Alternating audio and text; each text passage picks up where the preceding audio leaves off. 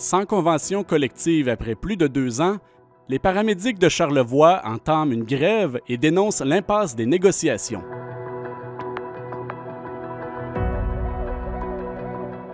Représentés par la CSN, ces derniers réclament des gestes concrets pour améliorer leurs conditions de travail.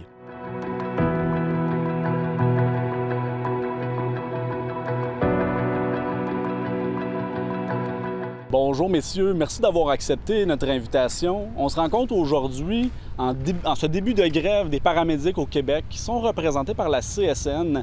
Ça fait combien de temps pour débuter que vous êtes sans convention collective? Ça va faire bientôt 2 ans et demi qu'on n'a pas de contrat de travail puis que les négociations s'étirent. On a eu besoin de faire augmenter la pression pour faire avancer les choses à la table de négociation. C'est pour ça que la grève a été déclenchée le dimanche, dans la nuit de samedi à dimanche.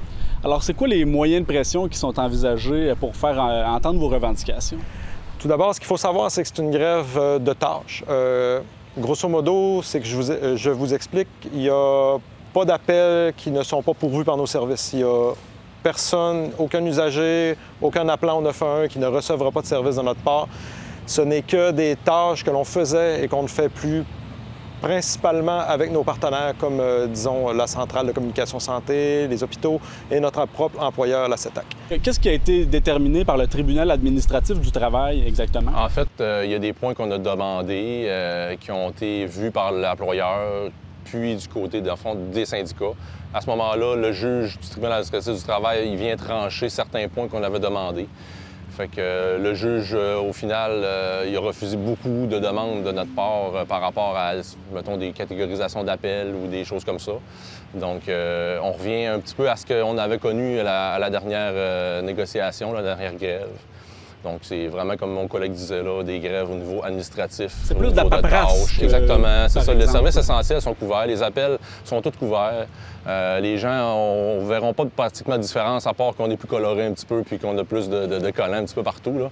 Donc, c'est ça, on n'a pas de moyen de visibilité. On a des moyens de visibilité, mais on n'a pas de moyens non plus, comme exemple les RTC qu'on peut voir en ce moment, qui, eux, ils font vraiment la grève de tâches, que ça a un impact assez fort, là. Ce qui est important aussi, c'est qu'on entend souvent dans les médias, c'est prendre la population en otage, puis ça n'est absolument pas notre cas. Il n'y a aucun usager qui est laissé pour compte. Tous les appels seront faits sans aucune augmentation de délai. Donc, sachez que si vous appelez le 911 et qu'il y a un délai suite à votre appel, ce ne sera pas à cause de la grève des paramédics, ce sera par manque d'effectifs sur la route. Faisons le point, là, justement, sur ce que vous demandez. Qu'est-ce que vous réclamez auprès de l'employeur? En fait, ce qu'on réclame, c'est des meilleures conditions salariales, puis des horaires de travail qui sont à l'image, parce que les gens ne terminent pas nécessairement à l'heure. Ici, dans le secteur, c'est une problématique qu'on voit occasionnellement, mais dans certains secteurs au Québec, c'est plus fréquent. Les gens ne mangent pas à l'heure prévue, les gens finissent pas à l'heure prévue. Fait que, les gens ont des familles, les gens ont des vies privées, ça vient quand même dur là-dessus. Ce qu'on demande aussi, c'est au niveau des temps supplémentaires, que chaque heure de temps supplémentaire soit mieux rémunérée, dans le fond. Fait que ça incite également les gens à en faire, puis aussi que c'est un incitatif là, quand même là, de reconnaissance envers nous. Puis, parce qu'on en fait quand même par période, là, du supplémentaire, ça paraît pas, là, mais il y a des périodes là, que, quand on a un manque de personnel, justement, que ça a une incidence quand même assez gros. Fait que les gens font beaucoup. C'est dur sur le psychologique aussi. À un moment donné, ça vient qu'on a des moments que on vient fatigué. Là, donc, c'est ça. Augmentation salariale que vous aimeriez avoir autour de 17,4 % qui représenterait ce que la fonction publique a eu à la dernière négociation avec le gouvernement. Vous dites présentement que ce qu'on vous offre, c'est un recul par rapport à ce que vous avez déjà? C'est une technicalité qui origine des négociateurs du gouvernement. C'est un changement de rangement.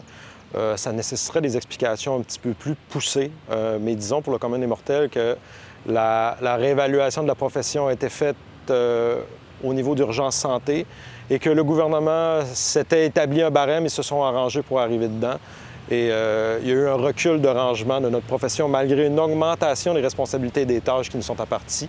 Donc, ils ont décollé de la négociation avec un recul pour nous donner une avancée, mais on avance d'un pas et on recule d'un, puis on se ramasse à la même place, puis ça fait partie du problème. On parle concrètement de 4 à 5 $ vraiment de recul. Donc, tu sais, on part d'un recul assez important. Tu sais, en 2025, on avance, on recule pas. Fait que, tu sais, le coût de la vie est assez fort également, donc c'est sûr que c'est inacceptable pour nous. Tant qu'à ça, on va rester avec la convention actuelle.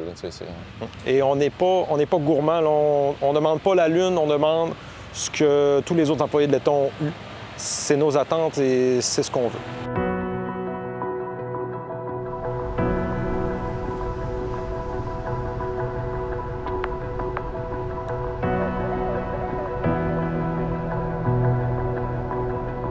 Est-ce que dans Charlevoix, on manque de personnel dans le monde ambulancier? Est-ce qu'on est rendu à combien environ? Avez-vous des chiffres par rapport à ça? On est rendu autour de 70 avec la dernière embauche.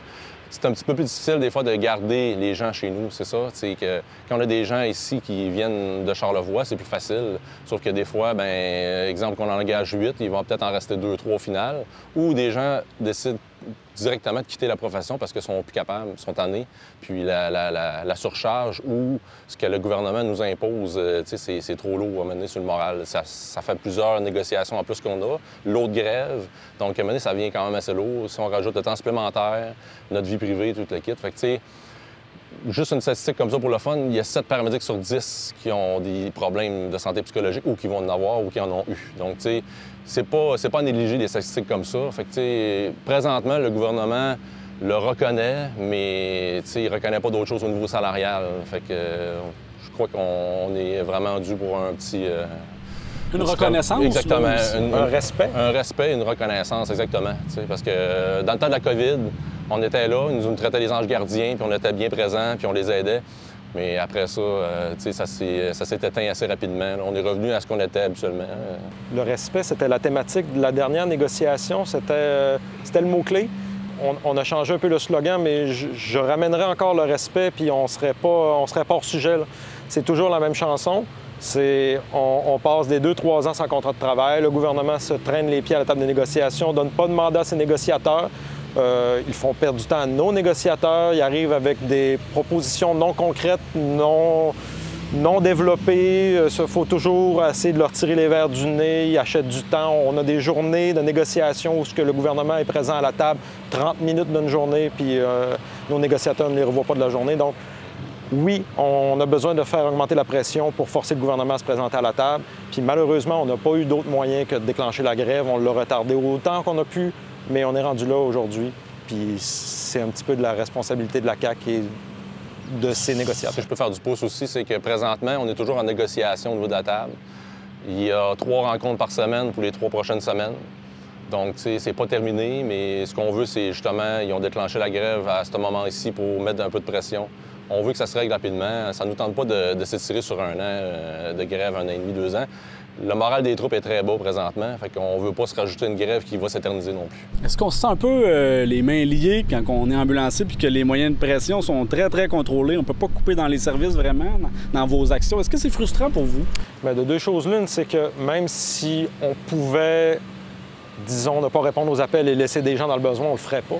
Ça va à l'encontre de notre ADN, ça va à l'encontre de ce pourquoi on fait ce métier-là. Donc, non, on n'abandonnerait personne même si on le pouvait. Cela dit, on est très limité sur les impacts qu'on peut avoir sur le gouvernement. On essaie d'être créatif pour ne pas toucher la population, pour essayer de vraiment cibler le ministère, le Conseil du Trésor, pour vraiment aller taper sur le gouvernement actuel. Mais comme vous avez dit, les moyens sont limités. Fait que oui, c'est frustrant par moment. Qu'est-ce qui advient dans les prochaines semaines, les prochains mois, si le conflit ne se règle pas? Est-ce qu'il y a d'autres moyens qui pourraient être envisagés? Oui, c'est sûr que l'intensification au niveau de la mobilisation, il va y avoir des manifs sûrement à certains endroits dans un futur proche, dépendamment de ce que le gouvernement nous amène sur la table. Donc, c'est sûr qu'on a un comité de mob qui s'occupe vraiment, eux, d'avoir une stratégie par rapport à ça. Fait qu'on est encadré par eux, puis on suit la ligne. Fait que ce qu'il faut vraiment retenir, c'est que tout le monde reste solidaire, autant entre professions qui peuvent nous soutenir. Donc, on envoie quand même un signal de solidarité envers tout le monde. Puis éventuellement, si la CAQ ne semble pas sérieux dans l'émission de ses mandats à son comité de négociation, bien, ils vont nous trouver sur leur chemin. Je vous remercie, messieurs, d'avoir accepté notre invitation aujourd'hui. Ça fait plaisir. Ça fait plaisir.